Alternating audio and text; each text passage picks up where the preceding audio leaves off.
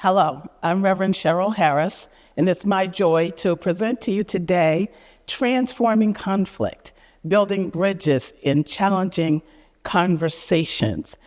So I'm going to share some practical tools and insights to help you approach conflict with more confidence and to build the perspective about conflict not as tension, but as opportunities for growth. Even when I say that word conflict, people start to tense up. Most of us avoid conflict like the plague. We want to get as far away from it as possible. Unfortunately, or fortunately, conflict is natural, inescapable, and it is necessary. Actually, it can help us to grow and to build relationships and to learn about ourselves as well as others. So avoiding conflict, if that's the direction we take, it can actually harm relationship because we can sit on uncomfortable feelings or unexpressed desires. But if we move into the conflict in a respectful, honest way, we can actually deepen relationship and have something really healthy. So this term, conflict transformation, is designed to get you to think about change as opposed to managing. Most of us can't manage conflict or to resolve it. Not all conflict can be resolved. So this conflict transformation is to turn it from the tension into this growth. So today what I want to do is help you learn the tools to navigate this conflict with confidence. So I want to start with an illustration. And it's the illustration of the orange. So there's two people, they want the last remaining orange. And neither of them are willing to budge on it. They each want the orange. So they sit across from each other in this defiant opposition with the orange in the center, neither of them willing to give an inch. And then they decide to ask the question, what do you want the orange for? And one says, well, I need the rind because I am going to bake a cake. And the other says, I need the juice to make my favorite smoothie. And there they have the opportunity to use the same orange for two different reasons. And they got there because they decided to ask each other, why? What do you need it for? So they both got what they need through communication. And it helps to think about how important it is to understand the perspectives that lead to a different outcome, perhaps. And that is what is one of the keys to conflict transformation, is having the conversation, listening to one another, and seeking to understand before seeking to be understood. What do you need it for? So this conflict transformation, as I said, is more than conflict management and more than conflict resolution. Conflict transformation, according to Ron Craybill, it seeks not to just end conflict, but to create something positive, to seek a better outcome, a better relationship, a better understanding, a deeper perspective. And that requires skill, structure, and discipline.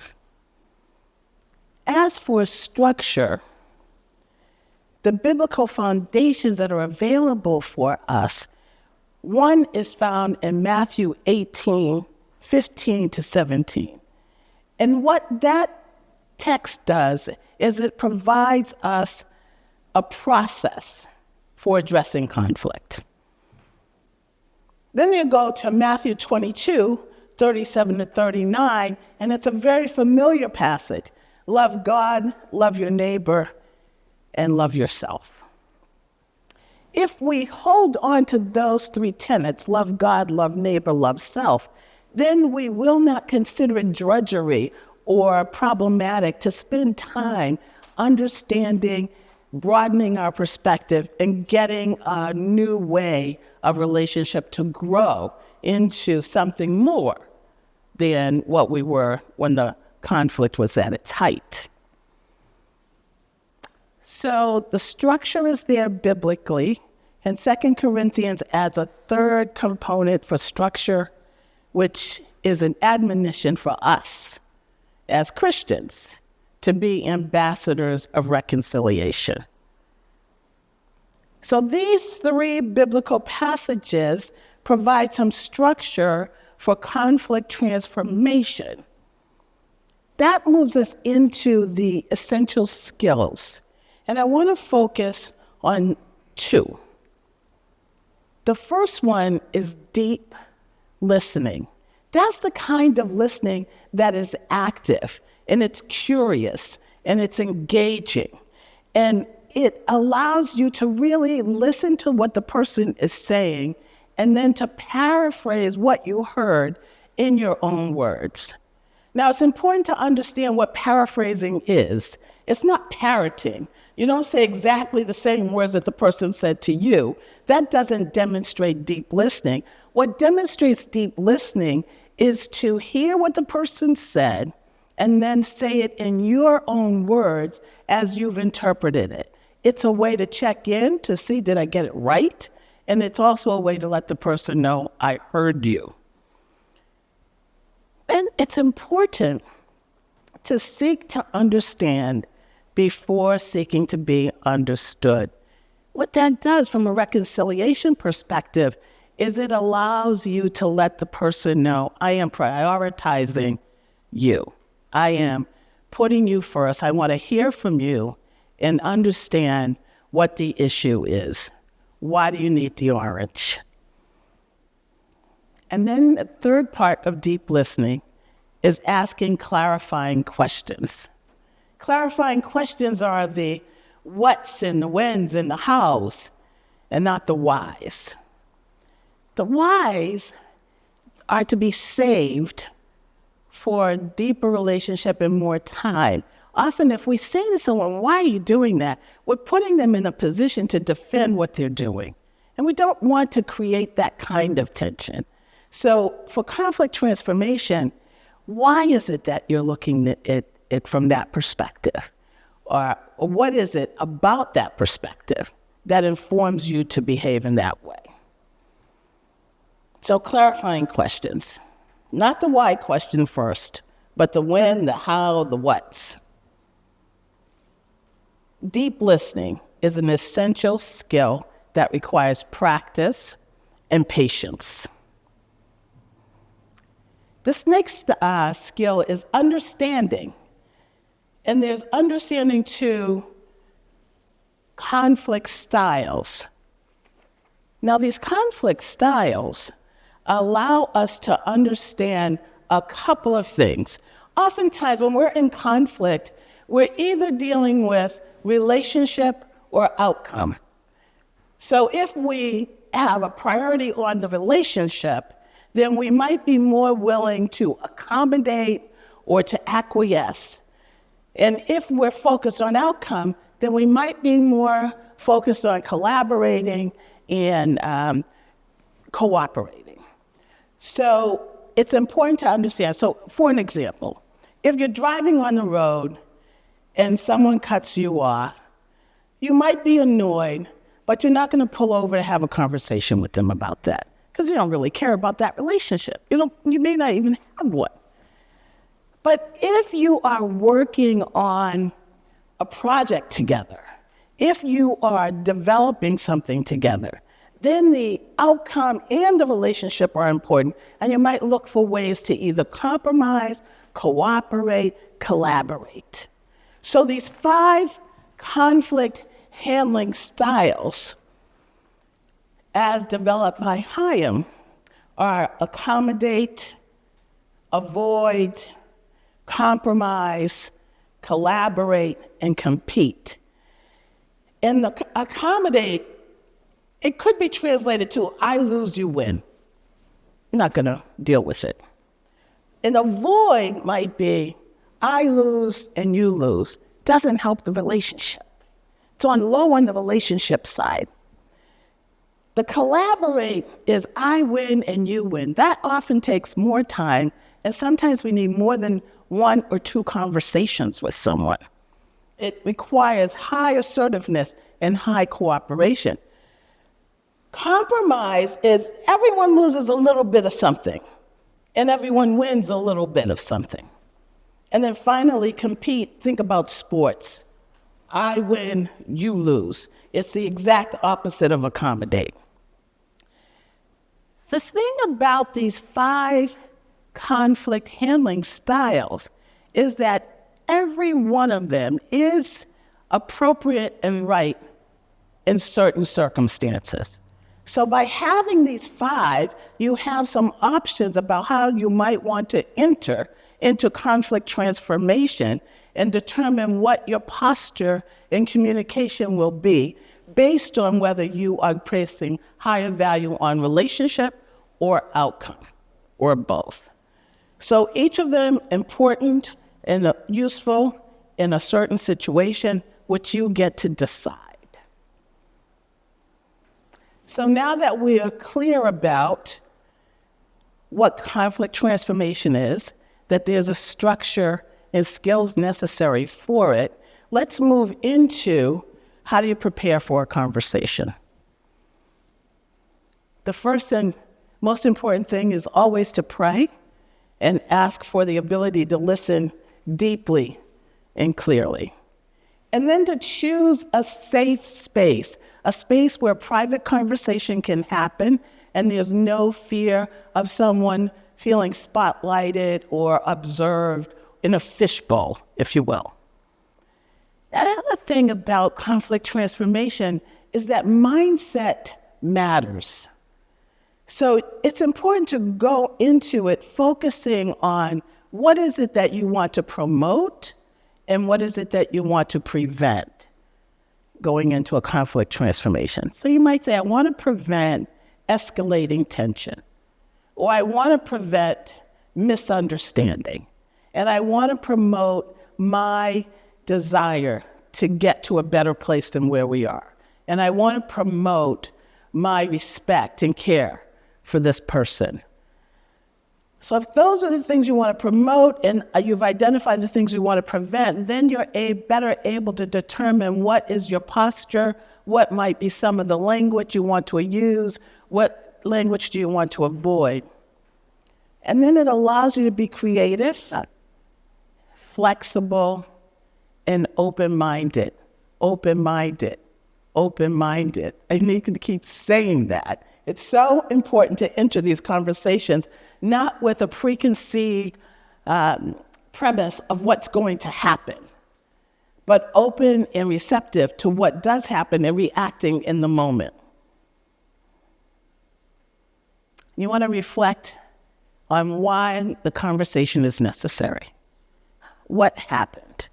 There was one orange. It was the last orange. We both wanted it. And we both were unwilling to budge. Maybe that's what happened.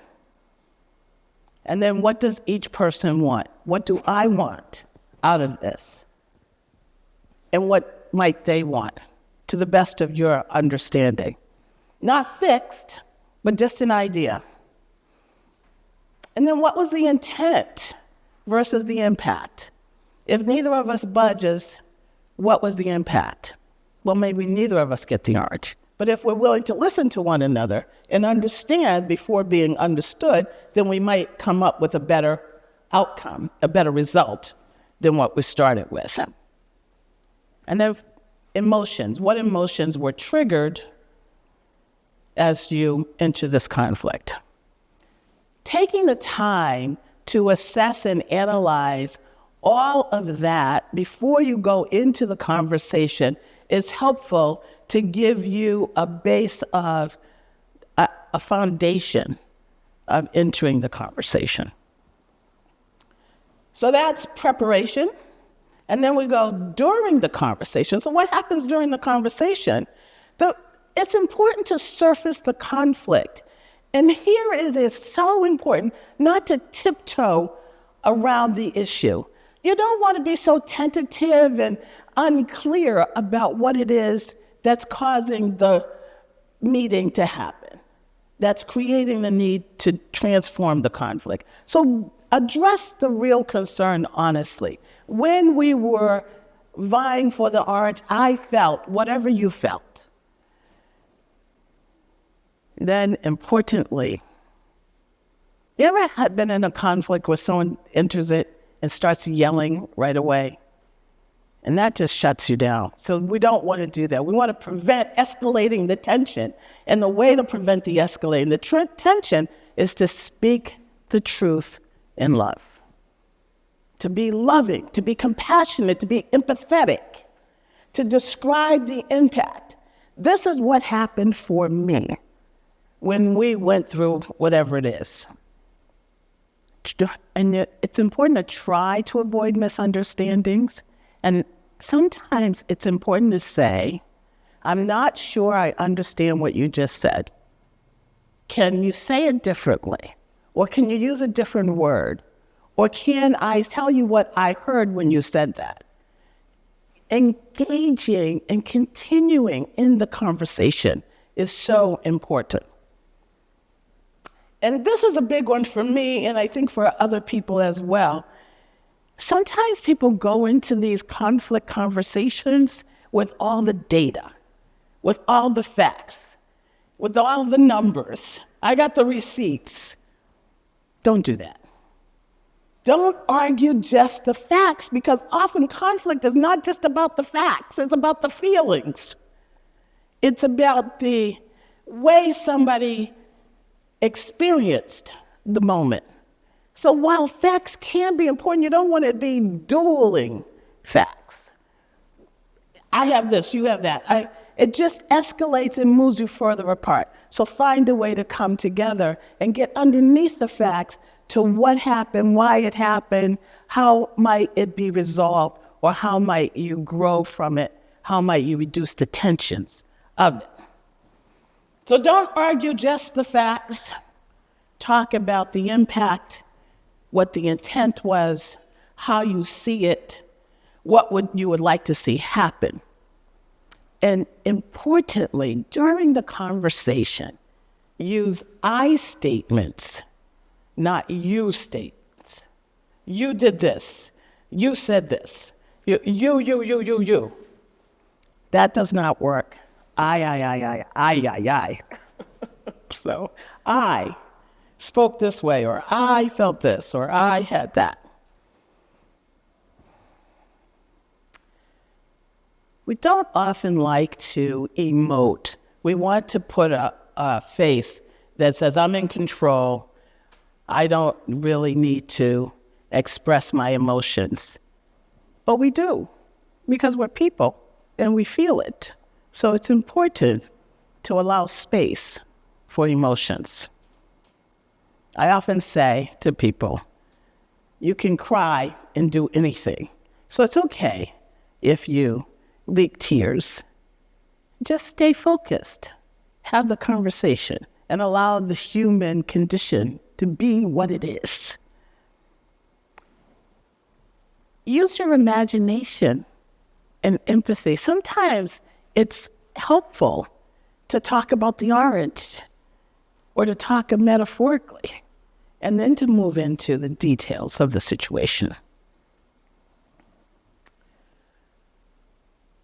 This is not always easy for us to do, but to express forgiveness if it's appropriate and if you're able to promote healing.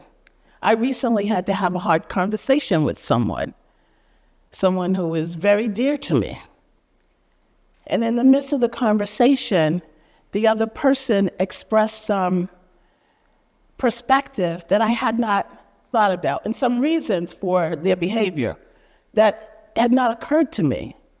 And it allowed me to say, I can understand how you got there, and I want you to know I forgive you for how that was expressed. And then we can move on from there and build from a healing place rather than a hurting place. then seek constructive change. So what can we do? How do we foster the relationship? How do we keep going? At the end of the conversation with this individual who's dear to my life, the person said, I'm going to keep working on this, which made space for me to say the same. So it doesn't always work that way. It's not always kumbaya at the end. Sometimes you have to have another conversation, but it's a start. And it communicates that I'm willing to take the time because you matter to me. So as you think about conflict transformation and the importance of structure and skill and discipline, the importance of relationship and outcome and making a decision about that, I encourage you to think about conflict not as something to be avoided, but as something that can be transformed for opportunity and growth. That you prioritize listening and understanding as fundamental to the foundation of transforming conflict. That you recognize that the biblical principles, these time-honored ways of processing relationships, are available as guidance for reconciliation for reconciliators. And that you remember that not all conflicts are immediately resolvable, but respectful engagement matters. Being respectful, listening to one another, seeing the good in one another, even in the midst of hard times. Transforming conflict, as you can tell from this talk, requires faith, patience, and you got to practice. You got to do it. And the more you do it, the better you get at it. And the more you do it, the more courageous you become. And the more honest you are, the more transparent you can be. And to be patient with yourselves, not to try to boil the ocean, if you will, but to take small steps towards conflict transformation for the betterment of your relationship and for the community. When people see others resolving conflict, transforming conflict, handling conflict in an adult and mature, respectful way, it encourages them to try to do the same. So I leave you with a question. How will you approach your next conflict differently?